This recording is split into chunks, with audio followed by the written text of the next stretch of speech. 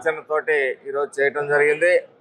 మరి అందరికీ కూడా న్యాయం జరిపే విధంగా ఈరోజు మరి ఎన్నికల్లో మరి పార్టీని మొదటి నుంచి అంటిపెట్టుకొని పార్టీ కోసం గత 30 సంవత్సరాలుగా పనిచేస్తున్న మరి కాంతారావు గారిని గౌరవించింది.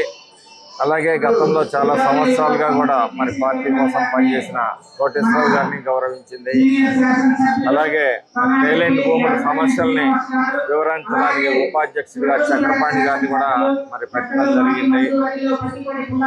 మరి రాబోయే రోజుల్లో పార్టీ ఇప్పటికీ కూడా 5 సంవత్సరాలుగా కాలువల్లో పూడిక తీయలేని పరిస్థితుల్లో వైసీపీ ప్రభుత్వం ఉంటే ఈరోజు కూటమి ప్రభుత్వం వచ్చిన వెంటనే కూడా మరి కాలువల్లో మేజర్లు మైనర్లు రిపేర్ చేయటం, మెయిన్ కెనాల్ని రిపేర్ చేసే కార్యక్రమాన్ని చేపట్టింది.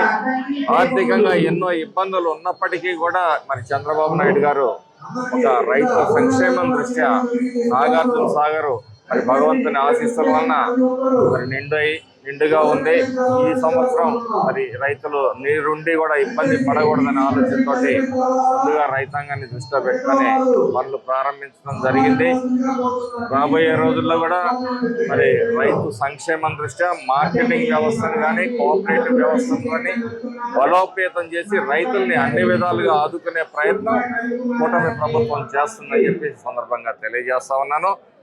రైతు దీక్షల పేరుతోటి ఈ మధ్య మరి జగన్మోహన్ రెడ్డి వైసీపీ నాయకులు మరి రోడ్లు ఎక్కటం అనేది సిగ్గుచేటని చెప్పి ఈ సందర్భంగా చెప్తాను. ఎందుకంటే 5 సంవత్సరాలుగా ఆ రోజు మినిమం సపోర్ట్ ప్రైస్ కోసం ధరల స్థిరీకరణ నిధిని 3,500 కోట్లు ఏర్పాటు చేస్తాము, ప్రకృతి వైపరీత్యాల కోసం 4,000 కోట్లు ఏర్పాటు చేస్తామని 10 లక్షల కోట్లు ఈ రాష్ట్రాన్ని అప్పుల గుండంలో ముంచిన ఈయనకి 4,5 లక్షల కోట్ల రూపాయలు అప్పు చేసినప్పుడు కేవలం 7,000 కోట్ల రూపాయలు రైతాంగాని కోసం ఉపయోగించని దుర్మార్గపు ప్రభుత్వం ఈ వైసీపీ ప్రభుత్వం. జగన్మోహన్ రెడ్డి అతను రైతాంగాన్ని మోసం చేశాడు, అన్ని విధాలుగా దగా చేశాడు అనమాట. మరి ఎక్కడా కూడా రైతు సంక్షేమం కోసం చేసింది లేదు. అన్ని పథకాలు అన్నీ కూడా రైతుల కోసం ఉన్న అన్ని పథకాలను కూడా ఎత్తేయటం జరిగింది.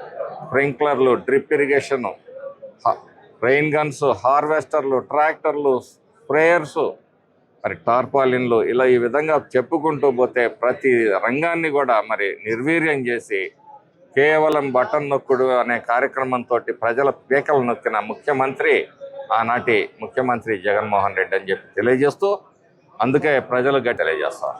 మరిన్ని వీడియోస్ కోసం ఛానల్ ని సబ్స్క్రైబ్ చేయండి. లేటెస్ట్ అప్డేట్స్ కోసం వాట్సాప్ ఛానల్ ని ఫాలో అవ్వండి. ఆ లింక్ డిస్క్రిప్షన్ లో ఉంది.